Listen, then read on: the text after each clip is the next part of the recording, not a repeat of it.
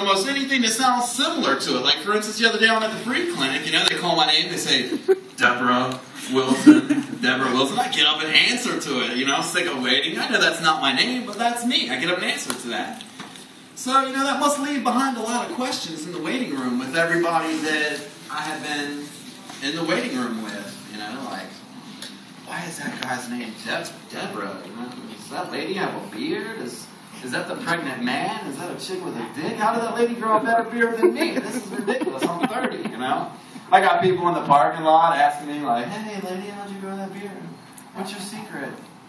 But actually, I'm named after my grandfather, and, you know, a true story, you know, where my great-grandparents came up with that name. It's actually a romantic story about their first date, you know, after a nice evening out like this, or a theater. My great-grandmother looks up at my great-grandfather, and she says, deeper! Deeper, harder, faster. Give it to me all. I just celebrated a birthday recently, and birthdays suck because it's like an instant reminder of how old you are, you know, how much time you have left. But there's one good thing about birthdays, you know? Your chances of getting a blowjob have just quadrupled, you know? What other day of the year does that happen? It's not, you know? I'd like to find the guy who pitched that idea to his girlfriend or wife, you know, and it flew, you know. That guy is an American hero. He should get his own holiday, and we should all get blowjobs on that day. And if we're not able to do that, then we should at least, you know, get Groundhog's Day, you know, like, come on, baby, you know it's Groundhog's Day. You know it's cold out there. I want it to be 6 more weeks of winter. Come on. Oh, what's in the news? It's, they really threw the book at the Penn State football organization, you know, all because of what some dirty old men wanted to do to those little boys. That's just terrible, you know, that everybody has to suffer. It's terrible what happened to the kids and everything. But I'm reading in the newspaper that one of these kids said that they were molested 40 times. Come on, 40 times? It doesn't sound like you were a victim. It sounds like you guys are in a serious committed relationship, you know, like, you know, each other's birthdays, and you're up all late on the phone, like, no, you hang up. No, you hang up. No, you hang up. No, you hang up. Hang up on a count of 3.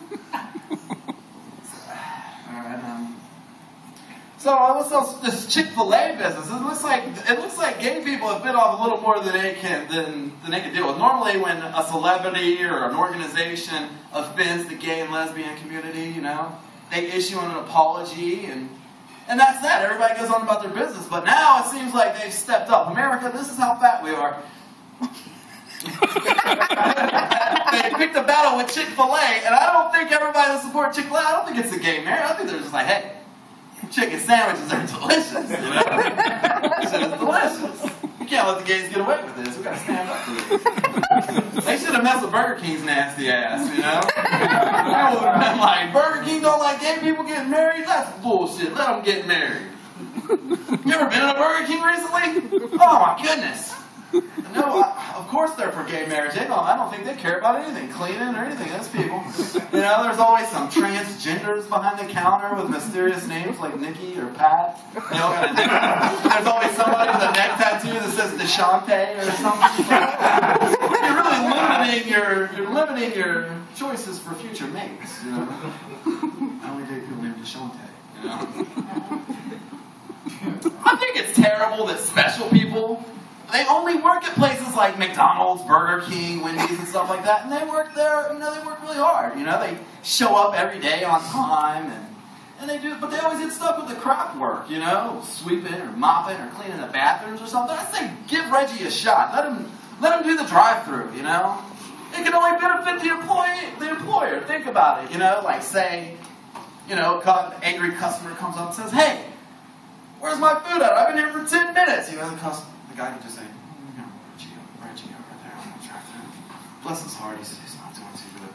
Or let him make Whoppers, you know? Let him make the sandwiches, you know? Somebody bring it back. Hold on, there is a baseball card in my Whopper. This is not good.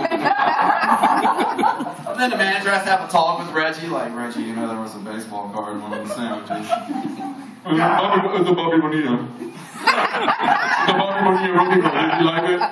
I'm gonna make every meal a happy meal. Give Reggie a shot. I like to drink. Pastor? You like to drink? Yeah. All right.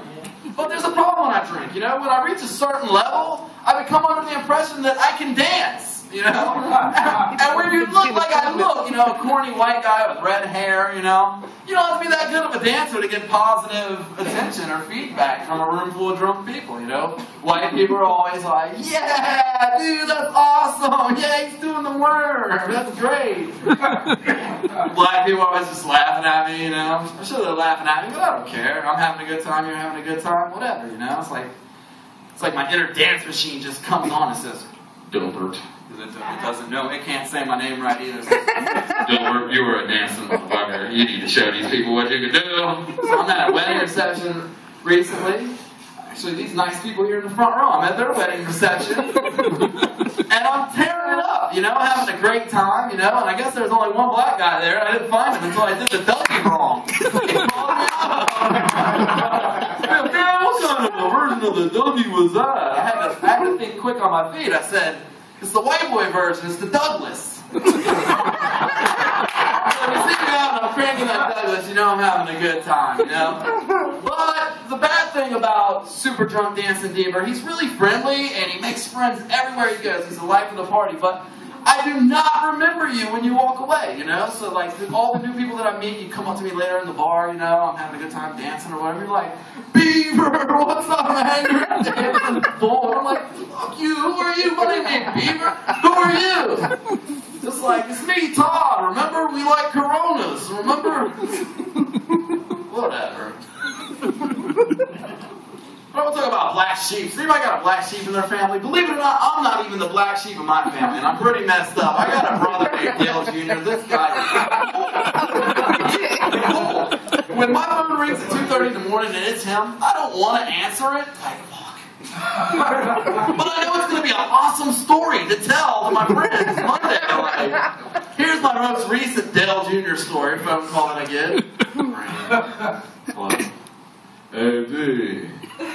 I need you to come up here and come and get me. See, I met this girl off of MySpace right up here at the bar, and we're back here at her apartment, right? And her roommate comes over, right? She brings these Russian dudes over with her, right? These Russian dudes are crazy. They want me to go to Kroger's with them and steal some lunch meat. And I'm like, no, I don't want to go steal lunch meat at Kroger's. They're salty at me. They're all mad. I don't want to be back. I don't want to be here when they get back, So 3 in the morning, I'm getting dressed to leave. My girl's like, where are you going, babe? I'm like, well, it's 3 o'clock in the morning, babe. I got to get Del Jr. before the Russians get back with the lunch meat. Anyway, I show up to get him, and it takes him forever to come outside. He gets in the car, and this is what he says to me when he gets in the car. He says, hey, D, hold on a second. This girl's fit to come out here and kiss me in my mouth.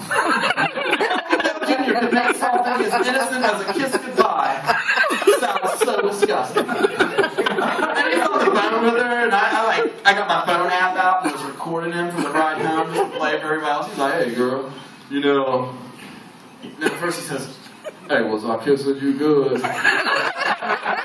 And he said again, hey, was I kissing you good? And then I heard her say, I said yes! Alright, you guys have been great. That's my time. We'll go ahead and wrap up.